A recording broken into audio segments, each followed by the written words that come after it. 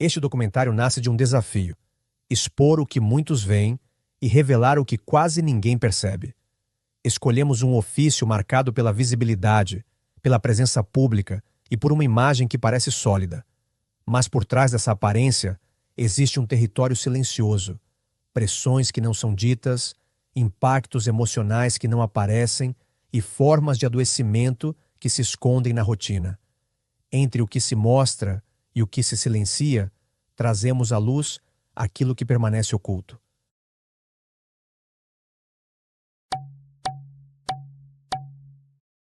A lei e o silêncio é você saber falar muito sem falar o que não pode. E falar o mínimo possível em determinados ambientes. Hoje muito o abuso de autoridade de juízes, promotores em cima dos advogados. Esse ataque direto, né, ao ponto até de se criar uma frase que diz que a advocacia não é profissão para covardes. Né? Você vê a que ponto se criou uma frase: a advocacia não é profissão para covarde. Porque a gente é tão atingido, né, que se a gente for fraco, né, a gente é covarde. E eu brincava dizendo assim, eu não sei como é que eu não parti minha mesa ao meio de tanto soco que eu dava nela. Às vezes eu estava criando gatilhos, e-mail chegava, fazia barulho e eu já batia na mesa. De nervoso mesmo. Perder esse caso, como é que vai ficar a vida dessa mulher? Como é que vai ser a resposta que a sociedade precisa numa situação como essa?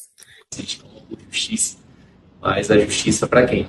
O sentimento de justiça ele é muito subjetivo. E nós não podemos acreditar que o sentimento de justiça da maioria traduz realmente o que é justiça. Mas o sentimento de justiça, que é do profissional, ele precisa existir. Então, aquilo que foi feito é aquilo que precisa se aproximar daquilo que você entende por justo. Coisa que a gente precisa ter na profissão é saber separar, ao máximo que der, claro, saber separar a análise técnica da análise sentimental e emocional, né, no caso. Porque a pior coisa é quando você entra num processo, independentemente de, né, qual tipo de crime ou qual ramo processual seja ali, de você se envolver diretamente com ele, né, porque isso acaba comprometendo até sua forma de análise. E no direito penal isso não é diferente. É difícil, às vezes é muito impossível até você comprar a versão de clientes, lidar com situações que às vezes é extremamente forte, emocionante. Você vê o sofrimento das pessoas e às vezes se sentir impotente para resolver umas situações porque não cabe a você, como advogado, resolver. Você pede ao juiz, né, de certa forma, você mostra ao juiz, você trabalha com aquilo, então você depende de outras pessoas. Existem determinados casos em que nós, de fato, acabamos julgando muito o indivíduo. Vou lhe dar um caso em que eu trabalhei. Eu trabalhei em um caso na condição de assistente de acusação de uma pessoa, né, fui advogado da vítima, de uma pessoa que sofreu uma tentativa de feminicídio, em que o ex-namorado, né, contratou duas pessoas para dar-lhe 68 facadas e descartar o seu corpo às margens de uma BR, de uma estrada. Essa pessoa consegue sobreviver e essa pessoa ficou com muitas sequelas do fato. Hoje, se enxerga essa pessoa de um jeito muito diferente, porque, graças a Deus, ela foi muito resiliente, muito forte. Uma pessoa que trouxe, assim, algo que, particularmente, muita gente não acredita quando o assunto é vida. Ela simplesmente não desistiu. Assim como existem pessoas que têm a tendência a não querer mais viver, essa pessoa queria muito viver. A situação que ela estava foi uma situação muito difícil. Então, naquele momento, eu enfrentei aquele caso de um jeito muito peculiar, porque eu não queria tão somente estar ao lado dela e defendê-la. Eu queria punir ao máximo possível aquele indivíduo. Então, observe que eu saí da relação de distância para o caso, para a relação de proximidade. E isso é muito complicado. E você vê os comentários de que advogado é ladrão. Né? Advogado é ladrão, advogado ludibria os outros e tal. Desafiador é justamente isso, essa questão da conduta do advogado. nessa parte que é o que eu mais vejo do preconceito, da classificação da moral do advogado, né? Que eu vejo hoje o profissional ser muito criticado com essa quesitação de ele estar passando por esse tipo, né, vamos dizer assim, uma calúnia, né? A mídia sabe jogar muito bem com isso. Então, por isso que os casos midiáticos são os mais problemáticos. Então, a gente lida muito com isso. Ah, é advogado de vagabundo. Ah, é advogado de criminoso. Ah, é advogado de bandido. Ah, é advogado de estuprador. Ah, é advogado... Sem nem a pessoa ter sido condenada ainda. E a gente tem que explicar, olha, a gente não é advogado de bandido. A gente é advogado dos direitos dessa pessoa que está sendo acusada. Então, explicar quando a gente fala para a família, quando a gente fala para pessoas conhecidas, não, somos advogado da área criminal. Ah, é advogado de bandido. Então, não, calma aí. Às vezes até em sala de aula, né, para alunos do direito, você ensina, você falar algumas coisas, explicar algumas coisas técnicas, para dizer, olha, calma, a pessoa praticou isso, não é simplesmente porque ela está sendo acusada, nesses moldes que ela tem que ser condenada nesses moldes ou tem que ser tratada desses moldes. Aí a pessoa já aponta, isso aí que você está falando é balela, você está falando besteira, você é maluco, né? Aí você diz, né? Eu tô falando isso, mas é porque não é você que está lá. Porque no dia que for você ou que for algum conhecido seu, a primeira coisa que você vai querer é exatamente isso. E outro preconceito que tem também na sociedade é que todo advogado é rico, né? Tem essa falsa presunção. Ainda não estou rico, né? Pretendo um dia ser, mas ainda não estou. E também que tem entre os advogados, que eu vejo muito dentro da nossa classe, né, como vocês sabem, é a questão da vaidade, né? Eu luto muito, né? Eu acho que essas questões de vaidade, eu já fui, particularmente, quando eu era mais jovem, eu fui muito vaidoso.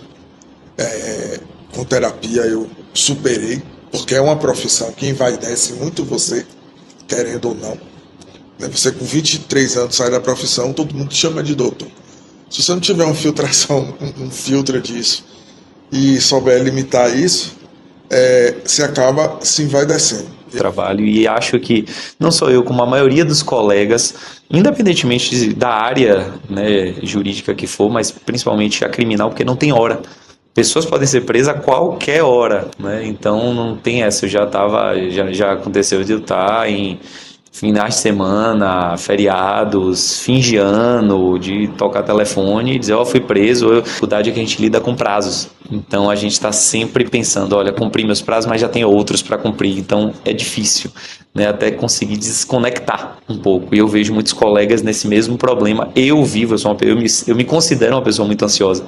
Então às vezes eu durmo e acordo já pensando no trabalho, ou pensando o que é que eu ainda tenho, o que é que falta, tentando relaxar, pensando, eu tenho 10 prazos, eu cumpri, quais são os 10? Pronto, eu tenho 3 aqui agora, esses são emergentes, urgentes, esses restantes aqui eu posso deixar para depois? Tá tudo certo, eu deixo para depois, para eu conseguir respirar um pouco. Extra-tribunal, extra-fórum, você continua pensando nisso. Isso é muito complicado. Porque isso traz gatilhos de ansiedade diversos. Muitas vezes eu pensava, e se eu perder esse caso? O acompanhamento terapêutico fortalece muito você, porque você se situa, né? Quando você chegar lá, você fica todo perdido. Então, ele lhe situa e consequentemente, você consegue, sim, através de um acompanhamento terapêutico contínuo, o dia a dia, prazos processuais, as cobranças, a questão dos clientes, né? A questão como um todo. Então, com tudo isso que a gente vivencia, sim, conseguimos, sim. Mas sem acompanhamento terapêutico, levando e tal, principalmente os novos, os jovens que estão ingressando aí nessa área aí agora, quando pega de surpresa não é fácil. Que nenhum setor da sociedade hoje encara a terapia como rotina. A terapia, ela tem cada vez mais se apresentado como uma solução para os problemas pessoais e sociais que as pessoas enfrentam no dia a dia, mas eu ainda não posso chamar de rotina. Porque rotina é algo que já se tornou um hábito, e eu não percebo isso como um hábito, não apenas na advocacia criminal, mas como, né, na sociedade como um todo. O direito criminal, ele atinge o familiar de um jeito muito diferente. Porque o direito criminal, ele é o único que consegue tolher a liberdade. E quando a gente fala em tolher a liberdade, significa dizer que existe necessariamente uma ausência dessa pessoa que tem a liberdade tolhida.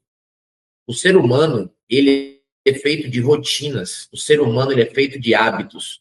Quando esses hábitos sofrem uma ruptura abrupta, o ser humano sofre, sente. Então, o direito civil, ele atinge uma determinada pessoa, mas ele pode atingir uma determinada pessoa sem atingir as outras que estão ao redor. Em que pese ter uma dívida alta, por exemplo, aquela pessoa acorda, vai trabalhar, come e dorme na companhia das pessoas que estão ao redor. O direito criminal não permite isso. O direito criminal corta esse vínculo e faz com que as pessoas que vivem com suas rotinas, que vivem com seus hábitos, sejam atingidas de maneira violenta. Então, o direito criminal traz esse impacto muito diferenciado em relação aos outros ramos do direito. E esse impacto ele acaba sendo transferido para o advogado criminalista.